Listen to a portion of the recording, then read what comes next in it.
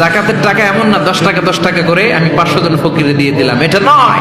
একজনের একটা সিএনজি কিনে দেন, তাহলে সিএনজি চালায়া সে তার ফ্যামিলিকে ভরণ পোষণ দিতে পারবে, আর কোথাও যে হাত পাতা লাগবে না। একটা গাভী কিনে হুজুর দেন। তো বলেই খালাস, ঠিক আছে, কিন্তু হচ্ছে 3-4 দিন আগে আপনি জাকাত হোক ফেতরা হোক কি হয় হোক 3-4 দিন আগেই বলে যাবে বাসায়, ভাবি আমার জন্য রাখিয়েন, ভাবি আমার জন্য রাখিয়েন।